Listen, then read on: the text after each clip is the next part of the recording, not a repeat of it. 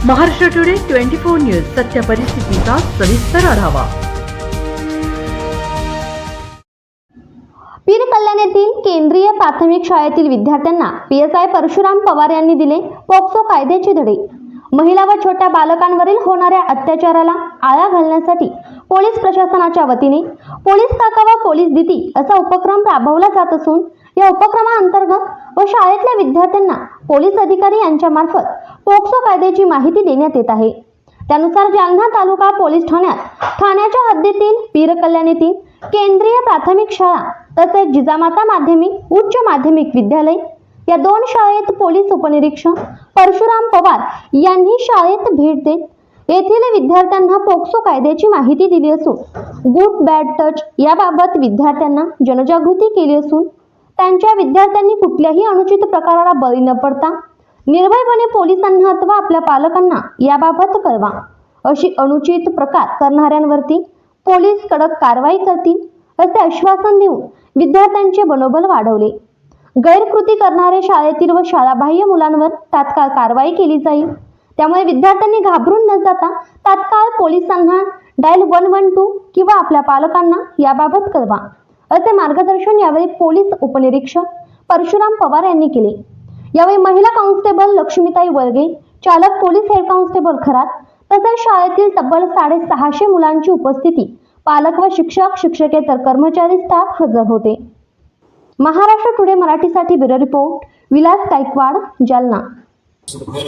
अगदी काम चालू असतं त्याच ते कर्तव्यच आहे, ते काही कोणा उपकार करतो असं म्हणायचा प्रकार नाही, परंतु दिलगिरी आहे। आम्ही थोडे लेट झालो।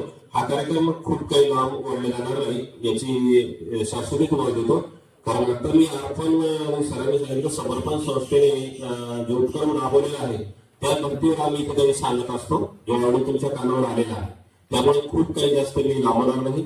या ठिकाणी उपस्थित सर्व व्यासपीठ जनता मुख्य अध्यक्ष सन्माननीय शिंदे सर, सर्व महिला उपस्थित सर्व शिक्षक, पुणे शेतकरा, सर्व पालक आणि या ठिकाणी विद्यार्थी आणि विद्यार्थी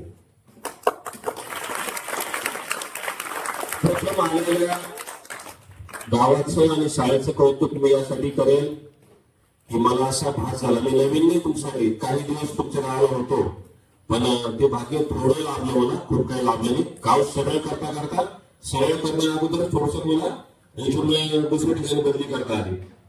त्याचं कारणच हे घडलेलं आहे की याचा माझ्यासोबतचे काही सहकारी होते त्यांच्याकडे एक प्रकार झाला, मग एसपी साहेब सांगितले नवीन लोक टाका जुने काढून टाका, मग ते गावाबरोबर तिकडे करतात ना त्याप्रमाणे आमच्या बदल्या झाल्या।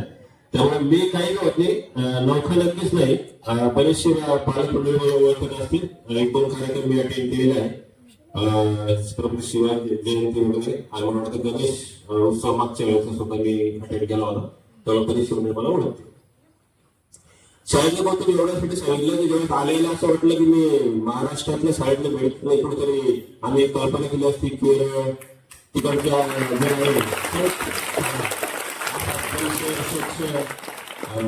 प्रशस्त वातावरण, झाडे, खूप प्रसन्न वाटलं। म्हणजे अशा प्रसन्न वातावरणात शिकायला मजा येते, बरोबर आहे, शिक्षकाला चांगलं वाटतं आणि विद्यार्थ्यांना नक्कीच चांगलं वाटेल। मी म्हणतो तुम्ही भाग्यशाली आहात सर्व गावकरी की तुम्हाला अशी शाळा, असा परिसर, असे सर्व शिक्षक वृंद आपल्या। आजच महाराष्ट्र टुडे 24 न्यूजला सबस्क्राईब करा आणि सत्य परिस्थितीचा सविस्तर आढावा पहा।